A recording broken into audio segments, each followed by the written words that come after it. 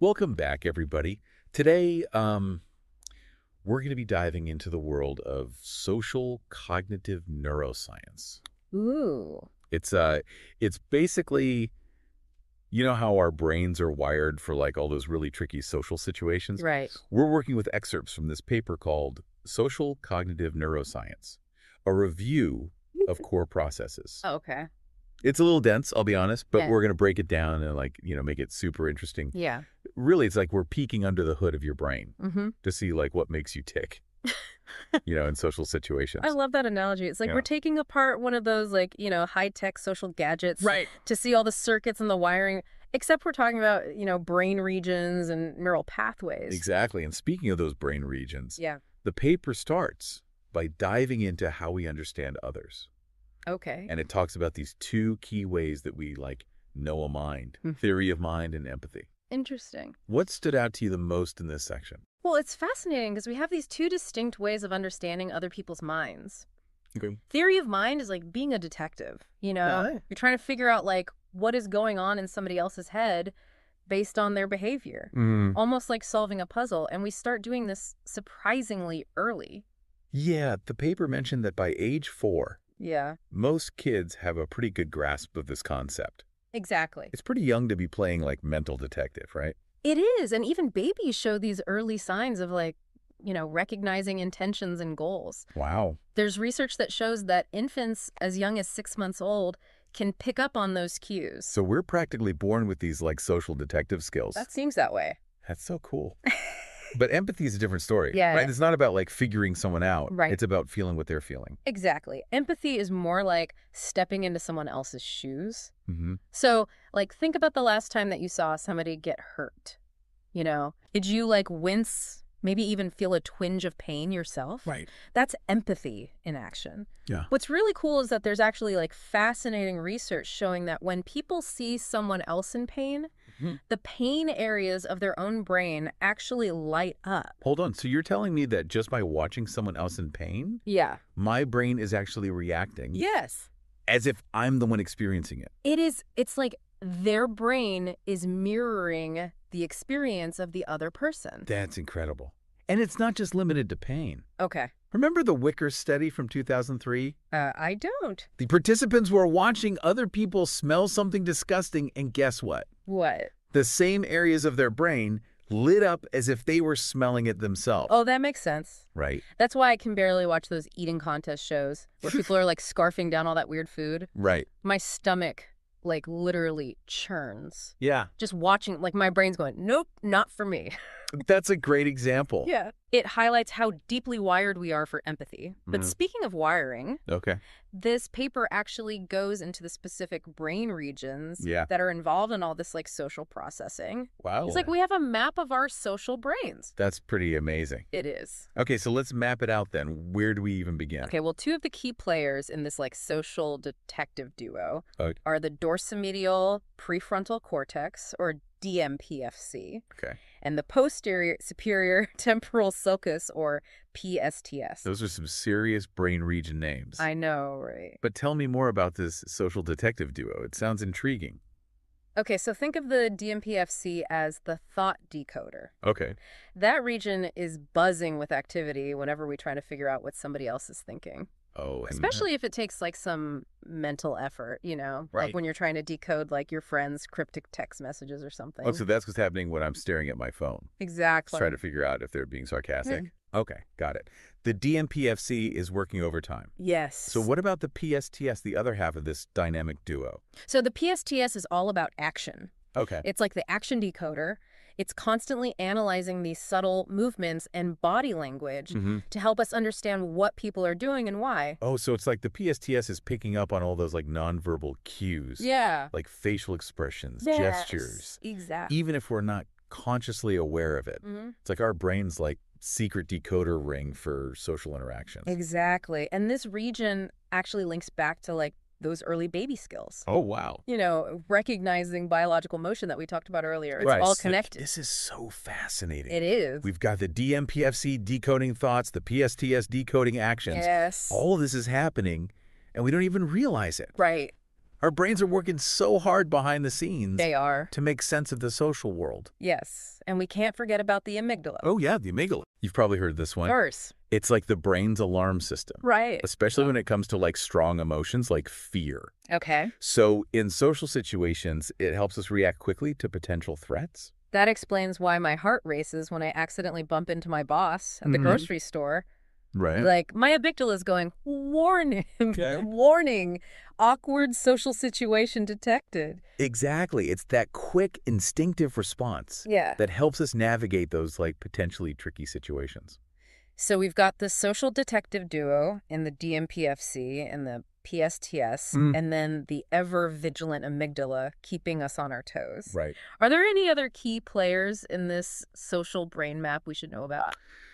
There's one more I think you'll find interesting, the insula. Okay. It's fascinating because it's involved in both like physical and social pain. Wait, really? Yeah. So you're saying that, like, when I feel left out or rejected, Right. my brain is processing that in a similar way to, like, physical pain? Exactly. No wonder it hurts so much. Right. Ouch. Research by Eisenberger and Lieberman actually found Okay. that the insula lights up Mm. when people experience rejection, just like it does when they experience physical pain. So it's not just in my head, it's like actually happening in my brain. It is? Wow, that explains why like social connection is so important for our well-being. Right. We're literally wired to feel pain when those connections are threatened. Exactly.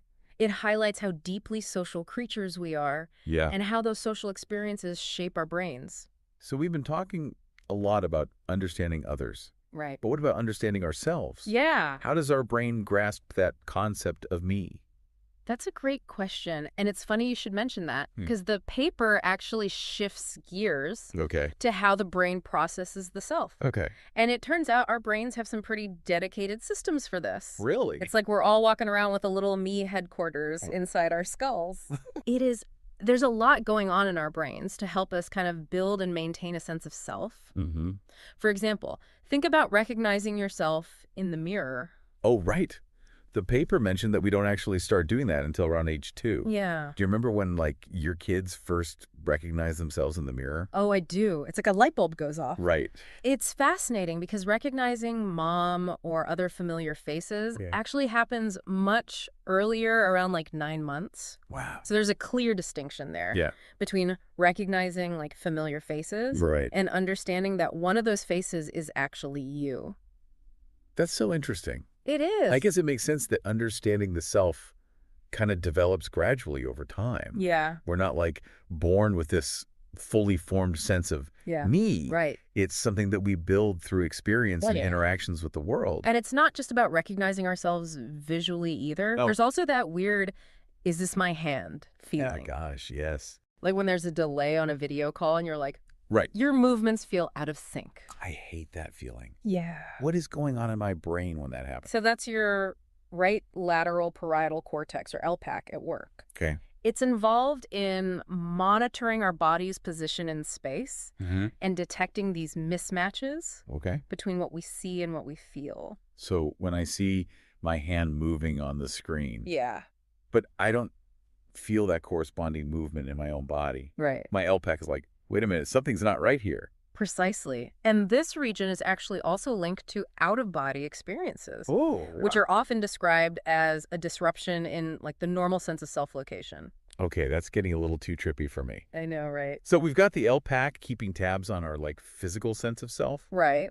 But what about our internal sense of self? Yeah. Like, you know, all those thoughts, feelings, and experiences that make us who we are. That's where the medial prefrontal cortex, or MPFC, comes in. This region lights up when we think about our own traits and feelings. Oh. It's like the brain's self-reflection center. So all that time that we spend thinking about ourselves, analyzing like our every thought and feeling, Right. it's actually reflected in the size of our brain. It is. And you know what's really cool? What?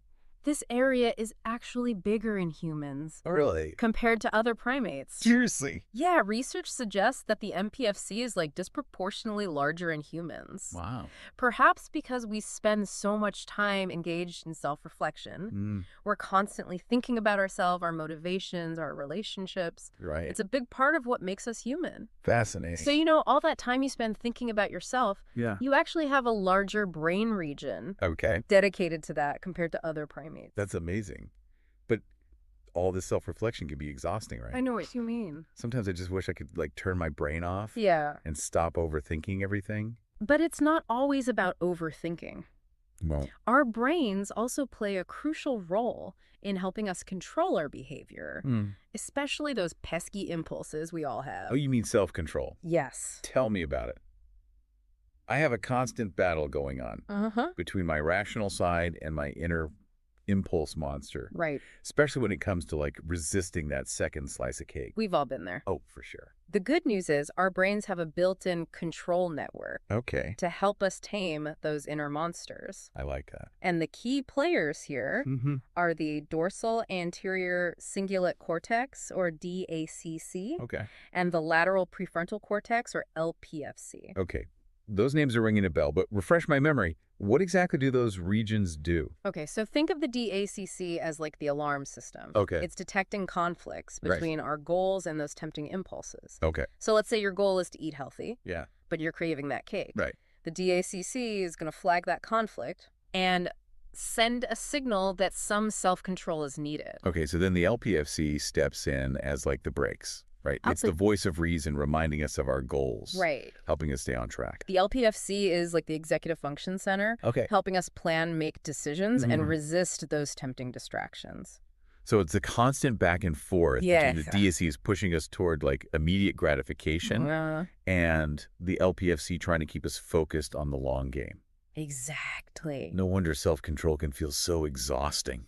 It can be, but there are some fascinating strategies yeah. that can actually make self-control a bit easier. Oh, good. Remember affect labeling. Affect labeling, remind me what that is. It's simply putting your feelings into words. Okay.